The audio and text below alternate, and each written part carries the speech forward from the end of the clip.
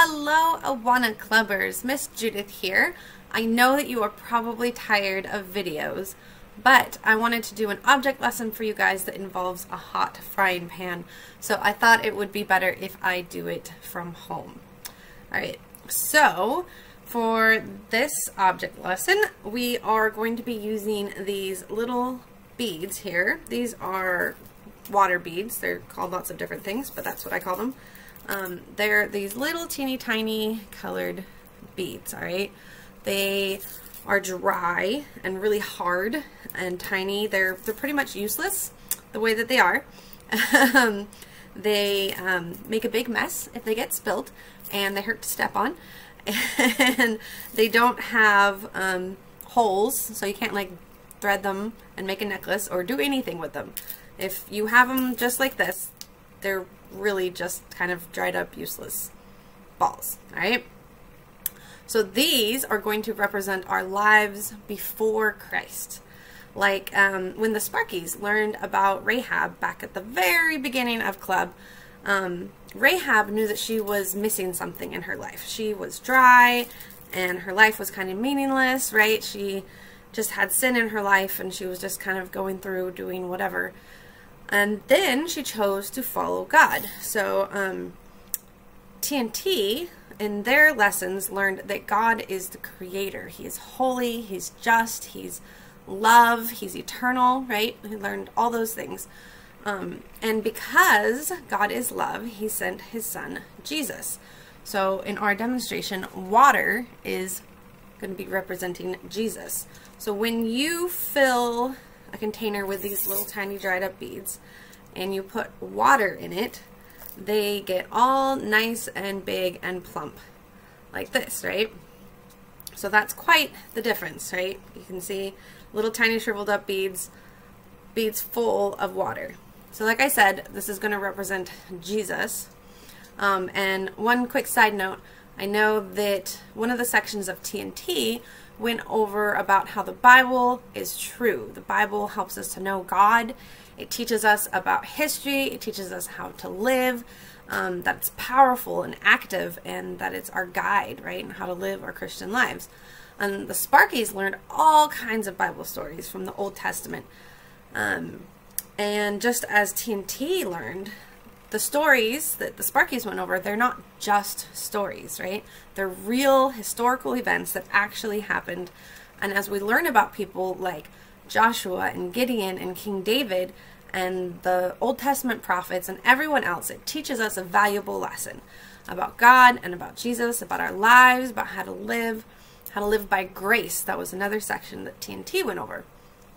So for these, the water that represents Jesus, remember that there are verses and stories in the Bible that talk about Jesus being the living water, right? He fills our lives with joy and peace and all that's good, right? So for Sparkies, they learned like about the story of Ruth, and it teaches about the Redeemer, okay? So all the Old Testament stories, even though they're in the Old Testament, point towards Jesus. So Ruth teaches us about the Redeemer. The story of Samuel teaches us about grace and about using your life to serve God and to serve others. The story of Jonah teaches us about forgiveness and mercy, right? These are all things that Jesus taught about and that Jesus lived an example of in his life. Even the story of Daniel teaches us about faith and about the power of our testimony, and it points to Christ. Everything that Daniel went through in the lion's den and all of that, and Jonah, it all points to Christ. So we are able to be redeemed. We're able to have grace. We're able to love and to serve God and others and to forgive and to be forgiven and to have faith and to have a testimony because of Jesus, right? So the difference between these little dried up beads and these big, beautiful, plump, gorgeous beads, that's a big difference, right? So that's like represents our testimony. Like just looking at these beads, you can tell that something is different, that they have something inside of them that these ones are lacking, right? So the water beads are full of life, they're full of joy, full of grace, full of Jesus, right? So when we accept him into our lives, we soak him up and we get full of Jesus. And as we continue, the more you soak these in water, like the longer you soak them in water, the bigger and bigger they get. And just like us, the more that we learn about Jesus, right? The more we read our Bibles, the more that we become like Jesus, the more that we're filled with Him, you know, the better of an example that we are, the more patient we are, the more forgiving we are, right? The more we have of Jesus, the more we can live our Christian lives as Jesus wants us to. So, the next thing that I have is a frying pan, okay? This is not hot yet, obviously, but the frying pan, I'm going to heat it up here in a minute, and it is going to represent our trials and our tribulations and difficult times. It's going to represent discomfort, living life, really. It's going to represent not getting to meet in person this year. It's going to represent having to wear itchy masks and not get to hug our friends. And it's going to represent not getting to do fun things because we had to social distance, right? But it represents all the trials and tribulations and things that we go through in our lives. And that everybody in the Bible, the stories that we learned about when Ruth and Jonah and all these people went through things, this pan is going to represent that, okay?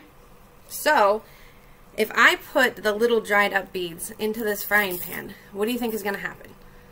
They would burn, all right? I tried it. It's not pretty.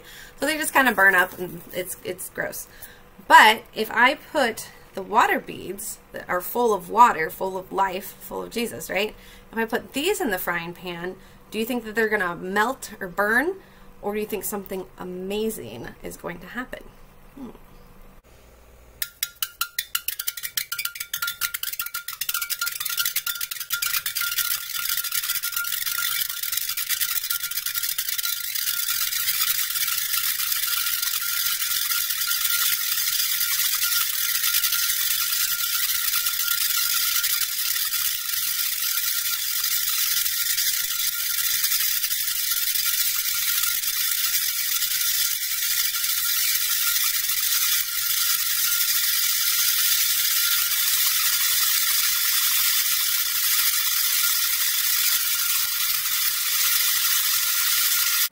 Wow, isn't that just so cool, right? Like, did you know that they were gonna like dance around and sing in the frying pan? Like, that is just so cool. In fact, it reminds me of a Bible verse in Psalms 96. It says, "Sing to the Lord a new song, to the Lord all the earth. Sing to the Lord, praise His name, proclaim His salvation day after day. Declare His glory among the nations, His marvelous deeds among all people. For great is the Lord and most worthy of all praise." Right? And that is what we learn from the dancing water beads, is that when we are full of water, of living water, right? We're full of Jesus. Even when we go through those trials, we can still be full of joy. We can go out and have the confidence to face giants like David did. We can have faith to step into the fiery furnace like Shadrach, Meshach, and Abednego. And we can face uncomfortable situations like when Queen Esther went to the king and she didn't know if she was going to live or die, right? We can do that. And if Jesus is in our lives and He can give us that kind of faith where we can do those giant things, then we can certainly deal with the little everyday things like Zoom meetings and grumpy and frustrated people and all of those little annoying things that we've had to deal with this last year and that we deal with every day of our lives. And we can deal with the more serious issues, the things that are really like an actual trial or, you know, something serious. And when we meet the trials of life, big or small, with joy in our hearts, then other people will see that, right?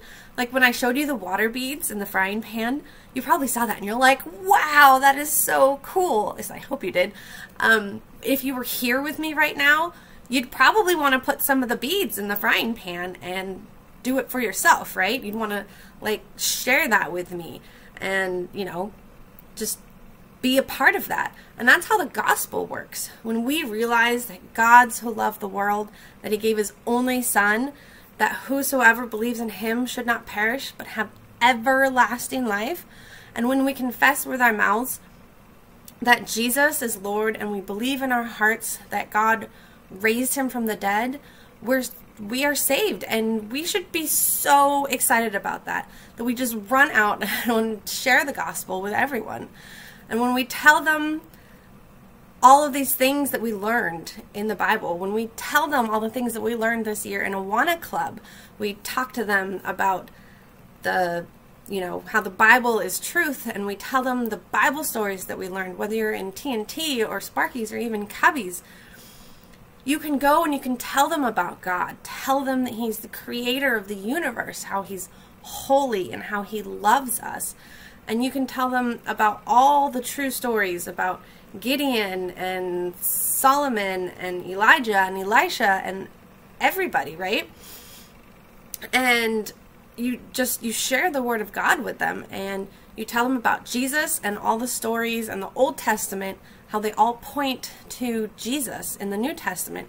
And it confirms that Jesus is our Savior. It shows that Jesus is fully God. He's fully man. He conquered death. He showed us grace and forgiveness. He wants us to live by grace and to share that grace with others and to tell them about the gospel.